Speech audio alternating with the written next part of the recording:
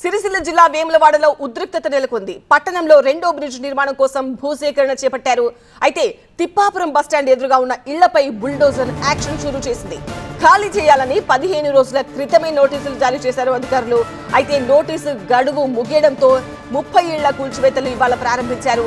తమ నివాసాల దగ్గర బాధితులతో ఆందోళన చేస్తున్నారు. నష్టపరిహారం ఇవ్వకుండానే ఇళ్లను కూల్చివేస్తున్నారని ఆవేదన వ్యక్తం చేస్తున్నారు. అయితే పరిహారం కోర్టులో జమ చేశాము అంటున్నారు మరోవైపు అధికారులు.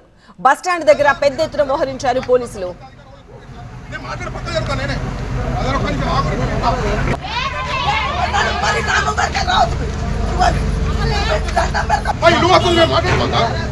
చూస్తున్నాం, ఎన్నో ఏళ్ల నుంచి నివాసం ఉంటున్న తమ ఇళ్లను కూల్చివేసేందుకు అధికారులు బుల్డోజర్లతో సిద్ధం కావడంతో అక్కడున్న స్థానికులు ఇంటి ముందే బైఠాయించారు. కూల్చివేయడానికి వీల్లేదు అంటూ అక్కడే భీష్మించి కూర్చున్నారు.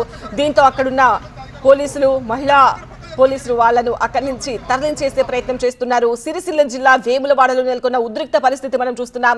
పట్టణంలో రెండో బ్రిడ్జ్ నిర్మాణం కోసం భూసేకరణ చేపట్టారు. అయితే తిప్పాపురం బస్టాండ్ ఎదురుగా ఉన్న ఇళ్లపై బుల్డోజర్ యాక్షన్ స్టార్ట్ చేయడం ఇప్పుడు ఉద్రిక్తతలకు కారణమైంది. ఖాళీ చేయాలని 15 రోజుల క్రితమే నోటీసులు జారీ చేశారు అధికారులు. అయితే నోటీసు గడువు ముగిసినా కూడా అక్కడున్న వాళ్ళు ఖాళీ చేయలేదు. దీంతో 30 ఇళ్ల కూల్చివేతలు కూడా ప్రారంభించారు అధికారులు. తమ నివాసాల దగ్గర బాధితులు ఆందోళన వ్యక్తం చేస్తున్నారు. తమ ఇళ్లను కూల్చివేయడానికి వీలేదు అంటూ వాళ్ళు అధికారులను వేడుకుంటున్నారు. నష్టపరిహారం ఇవ్వకుండానే ఇళ్లను కూల్చివేస్తున్నారని ఆవేదన వ్యక్తం చేస్తున్నారు. అయితే అధికారులు మాత్రం పరిహారం కోర్టులో జమ చేశాము అని చెప్తున్నారు. దీంతో బస్టాండ్ దగ్గర పెద్ద ఎత్తున పోలీసులు మోహరించారు.